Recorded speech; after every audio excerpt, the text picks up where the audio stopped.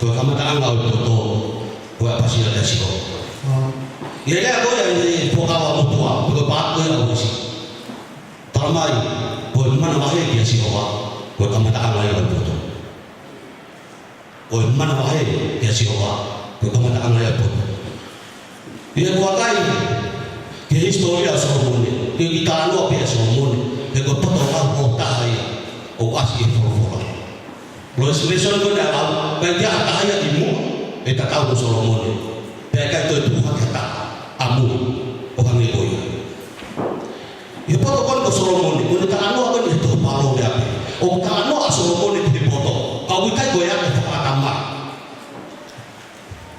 o kai go anu ya foto ka tama mau ingat dia mau ingat dia o kai go ingat dia di foto ya nah ya kalau tolak saya tokan dia kalau mau ingat kita fatongan ko apa sih ya di otua ko tahu Hova dan otua ko apa sih ya gitu karena ko lahirnya nada fanu ya mau ingat kita apa ya tamai itu ko tahu apa otua malah kita tahu fatongia ko befanau kita tamai ya kita ko apa sih ya di otua pada tahu kai di fola ko ngai lau na ya kita venga na foto dia au firma pe fa venga apa sih ya otua na fa venga ya ebuki tokon ko na tung defai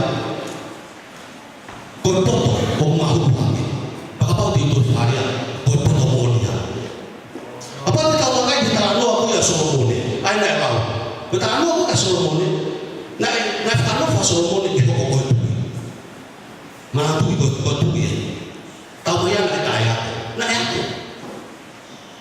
ko le ko pe ate di tanah ya apa awat ya Solomon te mai ko ke te ya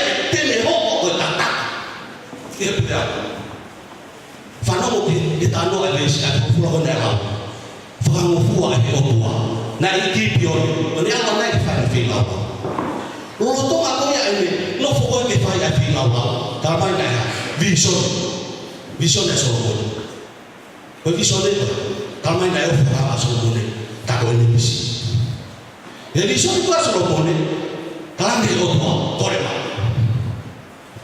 Ore mai, na tahu fanu pe ke ngai aku na fa. Mau ingat ya. Ke ambe aya aku mulo. Mai fa. Aku pe aya aku mulo. O ati kana tuang ya lo. Firma ke mulo. O Solomon o poto. Na ya aku ini tamai ke poto. Bono ata ya ko ore mai. Kore mai. Kumi aku ko fatonga. Apa na ko iso. Na korang ni Solomon tarang luar penda na fai Solomon to Solomon ya na ke kita Solomon bepoto na ke salah tarang Solomon betul ya karena tarang ni ya tidak otua ko tamasi idea baik dia kilo gitu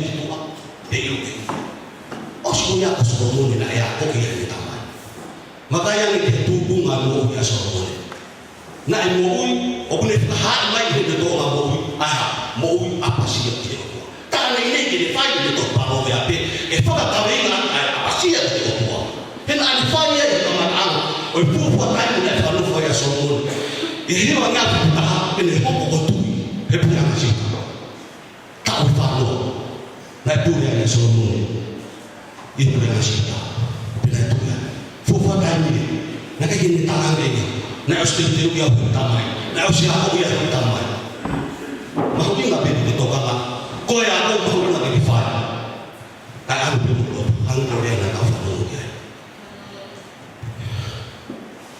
ko ya efana ini kami ay mau nggak kita tahu katonga opos patah ko dua itu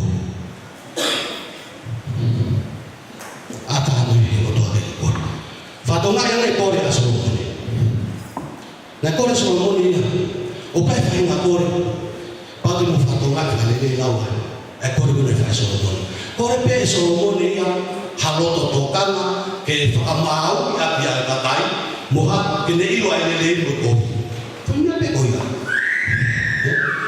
o pai ka kore ka toria ta kore ke mai Ke a ka mau le. Tau kore ke o mai hao ka le. Ko kore Solomone na kai ke ne kore ya maana fa fu tu. Ka pa tu kare na kai si o kita kore ai tu ko. Na kore tu ko ni ko na ka kai. Kore tu ko ni ko na ko ka kai.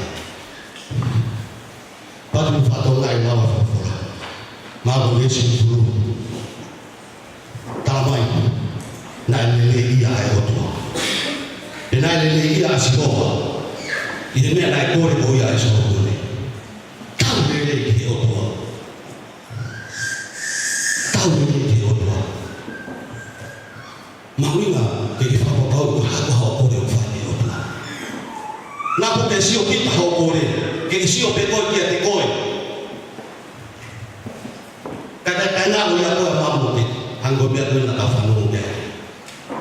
Nak kau pekor kau nak kau, kadang aku mahu ni. Fanawa, mahu ni nak kita bawa ni. Kau hak kau yang pekor dia. Bapau, tiga firi mai jadi awak yang teu ilo fefe, opune mai ayam. Ni anu firi. Kita kayu tola. Ya benar karena hati, katuhan kata tahan. Nah dia mau mati mau tuan dia. Ti, tiga itu fiksi. Dia lagi, dia tak sampai hari wah besiwa. Itu kemana antara buku malah dia ni tahu dia, dia mau berkorban. Oh dia ayat tua. Tadi dia ibu dia ayat tua, dia orang ayat tua. Jika dia nak pakai lau dia ayat tua pakai ilu, oh kata kau ayat tua pakai Korea. Kalau macam ni lah kami mampu sepitu. Ihtaran lo aku yang hibai ni. Kalau kapal tu lo formal dia tiap, kapal lo formal lagi dia tukar. Dia tinggal tu, kau fikau, mau, neo pekoi hati mau neo pekoya pelai di sisi dia di kore betala itu tabu tefaya dia di kore betala lo tua kora berfula pelelo dia kalau dia ya iwa ofaya itu lo tua oh ya fanal dia jadi falo orang fai mata tu dia jadi